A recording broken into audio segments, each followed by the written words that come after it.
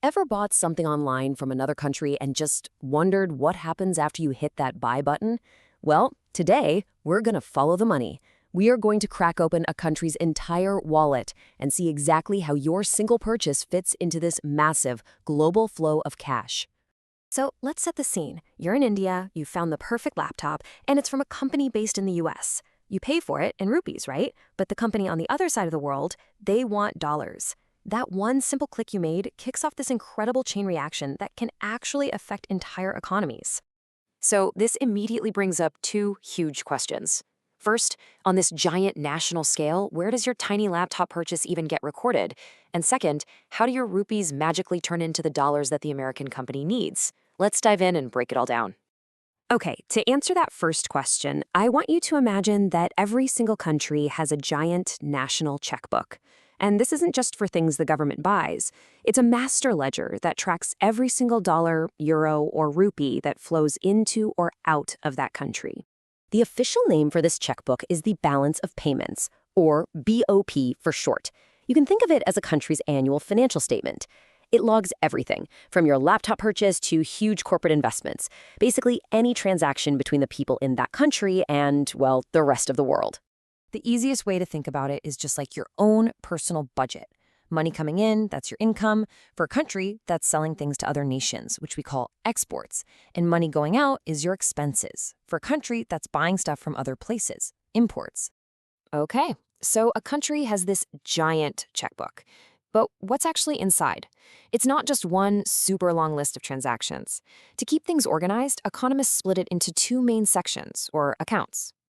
And these two sections are called the current account and the capital accounts. Now stick with me here. The analogy is simple. The current account is like your daily spending money for groceries and coffee.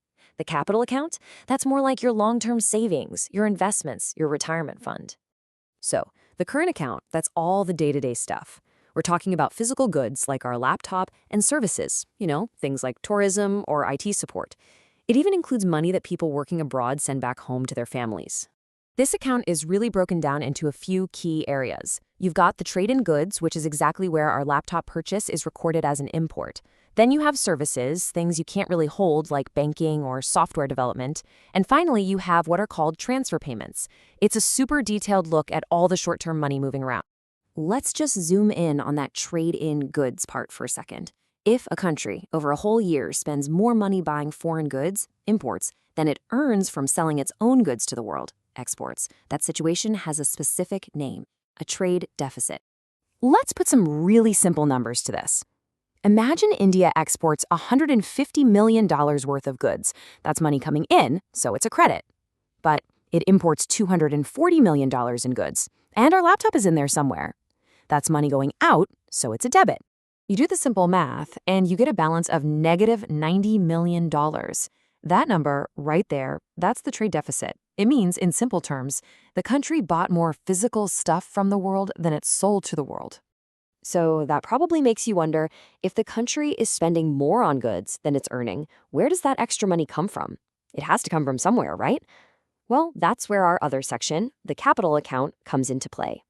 This is the part of the checkbook that tracks the big long-term stuff, like foreign companies buying factories or international investors buying local stocks and bonds.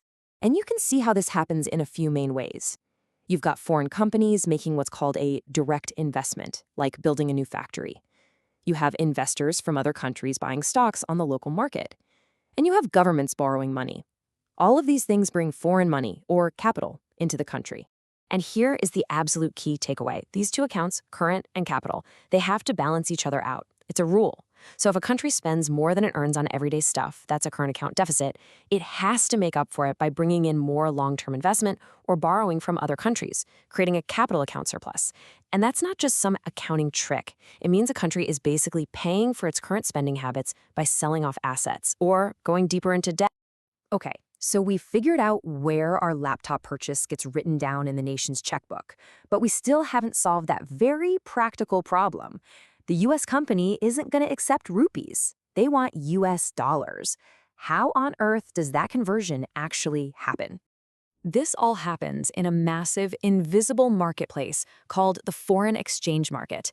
It's a huge global system where currencies themselves are bought and sold, literally 24 hours a day. And the most important concept here is the foreign exchange rate. Honestly, don't let the fancy term fool you. It's just a price. It's the price you have to pay in your home currency, say rupees, to buy one single unit of a foreign currency, like a US dollar.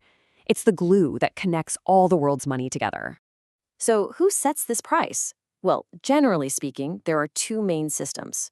With a flexible or floating rate, the market decides. It's all about supply and demand.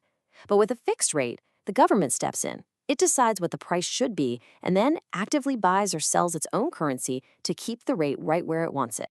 Now, under a flexible system, let's say tons of people want to buy US dollars to buy American goods. The demand for dollars goes up, and so does its price. This means the rupee gets weaker, which economists call depreciation. So if $1 cost you 80 rupees yesterday, after depreciation, it might cost you 82 rupees today. And believe me, this isn't just some abstract economic theory. These little fluctuations in the exchange rate have a very real, very direct impact on your wallet, which of course brings us full circle, right back to our laptop. So let's connect all the dots. The rupee depreciates. That means the price of a dollar goes up. And because that laptop's price is set in dollars, the total number of rupees you need to buy it also goes up. The wild part is, the laptop's price tag never changed, but for you, it just got more expensive, all because the exchange rate moved. But I want to leave you with one final thought. While depreciation makes that American laptop more expensive for someone in India, it has the exact opposite effect on Indian exports. A weaker rupee means Indian-made goods are now cheaper for Americans to buy. That could boost exports, which is great for the economy. So, is a weaker currency always a bad thing? As with pretty much everything in economics, the answer is, it's complicated.